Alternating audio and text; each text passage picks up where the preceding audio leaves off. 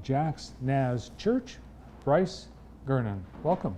Thanks for letting me be here. Yeah. It's good to be here. I should say welcome back. I Yeah. earlier said this was your first time, but it's, been 15 years? I think it was 2003 I was here before, yeah. So it's good to be back.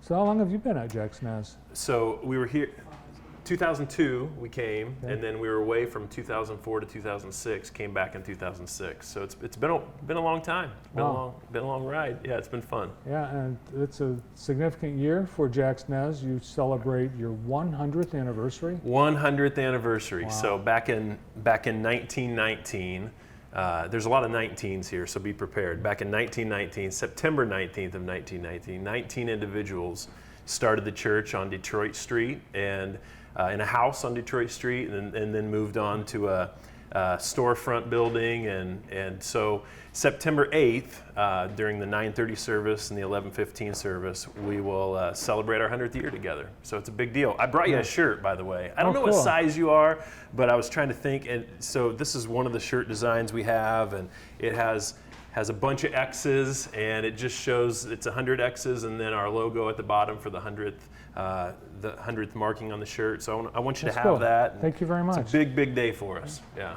Yeah, so the church was previously known as Jackson Church of the Nazarene, Yeah. but I think most people, particularly members, have just called it JaxNaz for short, and now that's your official name. It's kind of caught, and it's just affectionately known as JaxNaz Church. I think it's easier to say that. And Jackson First Church of the Nazarene is still the legal name, but it's we've shortened it and make it easier. Yeah. So We've gotten to know a lot of the ministries of JaxNaz over the years Sure. here at JTV. Compassion Ministries, Yep. for one. yeah. You do a lot of outreach, and you also have facilities on your campus, which continues to expand and grow. That's right. Yeah, and so what's cool about when we think about 100 years, we don't want to just go into 100 years kind of limping. We want to sprint to that, and we want to keep going. And so I think of ministries like Compassion Ministries of Jackson County. It's not just a JaxNaz Church thing. There are incredible things going on. There's, I think, over 45 partnerships that we have with schools and churches where we help provide food so that people don't come just to JaxNaz. They can actually go to a church, or they can get a backpack at a school. The backpack ministry we have is incredible. I think 650 backpacks are packed a week for this year. Every week. Every week. And so we're starting there's a promotion now that we're really trying to get off the ground, and we're talking to our congregation about and other congregations about for $99 a year. So it's about $3 a week for 33 weeks. You can provide a family with food for the weekend. So a family who doesn't have food over the weekend, they get a backpack, and they can eat, and they can have food and sustenance and be the best that they can be. And so we want to do that. It's so $99, and you can do a lot with $99, and this is even more than you can do. I mean, this is just an incredible thing that you can do for $99 in a year. So we're really excited about that. All the partnerships, and it's just an incredible thing. It's amazing too, because a lot of churches are going to tend their flock, Yeah, take care of their own. Right. But you don't have a line. Yeah, exactly. And we think that's incredibly unifying, and we think that's exciting. If we can resource a church in their own community to be the hands and feet of Jesus, the compassionate love of God to their community, and we don't have to get credit for it, and they can benefit from it, then we think that's incredible work, And so we love doing it, and it's a beautiful thing, yeah. Well, you had a tough act to follow. I did. Phil Stout, a longtime pastor, your predecessor. But I had heard, Phil told me himself, that when they were considering who was going to replace Pastor Stout, unanimous vote among the congregation should get that job. That must be really affirming for you to It was get that. pretty cool, yeah. And so a lot of that came from the respect of Phil's voice, Pastor Phil's voice, and as he's affirming my leadership and where the church is headed. I think, I know people were listening to him, and so that helped a lot. It helped being there for a long time. I think that helps too. It's just an incredible church with incredible people. And so I joked, the vote came out, and I said, well, it won't take me long to make that vote like fall and drop, because I'll probably disappoint some people, but that's okay, so. I think so far you're doing good. We have Thanks. some of your members at work here. Yeah. And actually, I think one thing that's unusual about your church, Bryce, is you have members who also are members at other churches. Sure. I hear so many people say that, well, I go to JaxNaz, but I'm really a member of, Spring Arbor Free Methodist or whatever. Yeah, sometimes that happens. Yeah, what is that about your church? I don't know. I don't know what it is. We used to have a Wednesday night service that I think sometimes people would go to their church on Sunday and then they'd come to our church on Wednesdays. And we've done away with the Wednesday night service, and we have some more smaller groups that are offered all throughout the week. So our church is a pretty busy place throughout the week. I know a lot of churches, we borrow from each other, and really the goal of our church is to, and I think any church really, is to reach people who don't know Jesus. And so anytime I hear somebody come from another church, I go, oh, you should probably go back to your other church. It'd probably be a good thing if you did. And sometimes it's necessary, but I love hearing when people say, I had no church home. I had no church home. I woke up on Sunday and I thought something was missing in my life, and maybe this is it. And that's when fireworks go off inside of me. It's a special thing. Well, plus you have that coffee bar. Yeah. That helps. Yeah, the coffee bar helps. When I'm preaching on Sundays, I see people get up and leave, and get refills, and so I think, well, it's nice they have their coffee, so, but they appreciate that. It makes them feel comfortable and at home, and so it's important. With a 100-year history, have you done the research to find the longest serving member of the church? Well, so for our centennial celebration on September 8th, we interviewed a lady by the name of Mildred Baker, and she is 99 years old. And so she has an incredible story. We've been talking about what it means to be all in for our mission and with God and for our community. And Mildred actually has a story of her parents mortgaging their house so that the new church on Morrell Street could be built back in 19-something, 1920. And they actually lost their house. They lost their house, and she tells the story about her parents weren't upset. They just knew that it was for the Lord that they did this, and they made this sacrifice. Wow. And they moved into an apartment.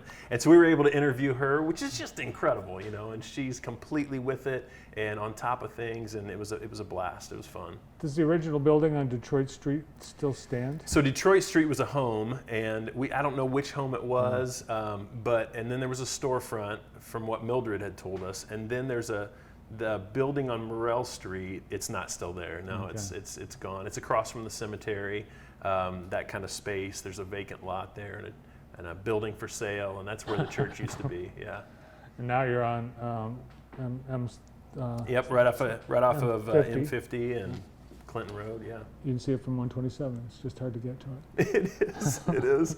We also were able to plant a church. We just recently planted a new church, and they have their first service. So our 100th year celebration will be Found Church's first day. And so on September 8th, Found Church is going to start at having services at the middle school at Parkside, and Pastor Chris Heidenberg and his team, he was on staff at our church, and we're sending him and a group of about 50 or 60 individuals from our church to start a church in middle school at Parkside. So it'll be called Found Church. And well, I remember you had some sort of a family night with entertainment and so on to kick off. Yeah, you're right. Yeah, so we brought in an improv comedy group. This is a picture of us sending Found Church this last Sunday.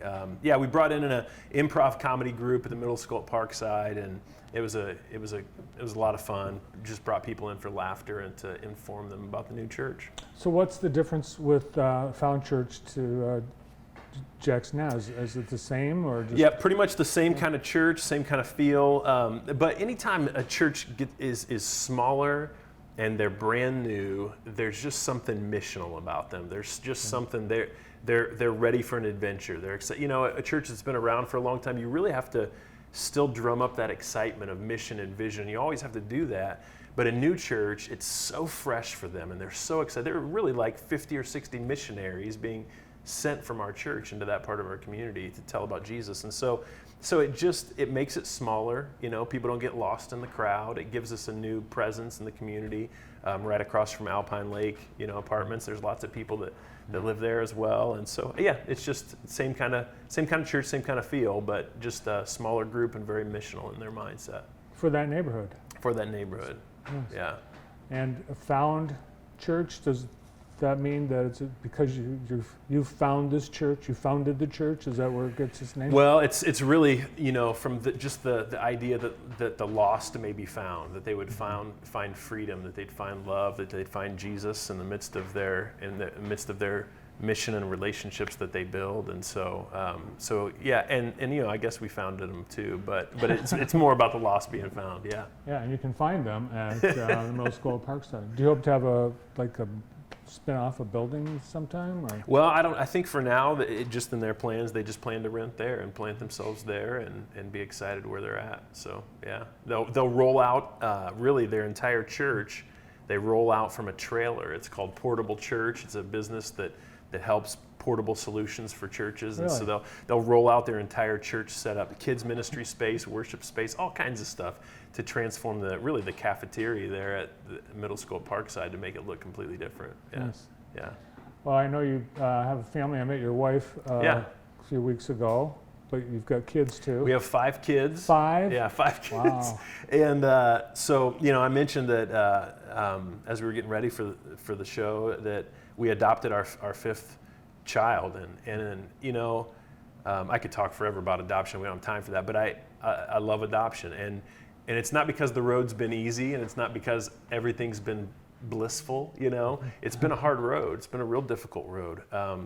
But when I see my son Titus in a family when he didn't have a family before, and I think of where he could be many years down the road, it's amazing that we get to provide love and support for him in this time in his life and hopefully forever, and it came down to a simple, and I know it's not simple for everybody, and I know it's a timing thing for a lot of people, but there's a lot of kids out there. There's a lot of kids out there who need families. And so for us, it was a lot of struggle, but it came down to, Bryce, you have room in your house and you have room in your heart.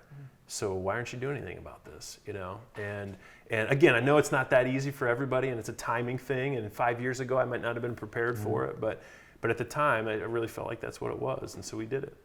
How long has Titus been with you? For 2 years. Yeah. And how old is he? He's 6. Yeah. Wow. So he just went to the doctor today and got shots, and it was a crying mess. And even that's a good thing, because before he wouldn't even let us see that he's hurt. He wouldn't even let us see that he's struggling. And so to see that he can let down that guard a little bit and invite us in is a big, big deal over 2 years. Yeah, that's really cool. All right, you got a sermon planned for Sunday? It's in process. Yeah, it's in process. So, yeah, it's coming. So we'll see what it sounds like. And You got 2 days. I got 2 days. Yeah, I'll get there. Appreciate you coming in. Thanks so much. I appreciate what you do. Yeah, Really thanks. do. Nice to see you again. Yeah, you too. The pastor of Jackson Church of the Nazarene, JaxNaz, celebrating 100 years next month, Bryce Gernand.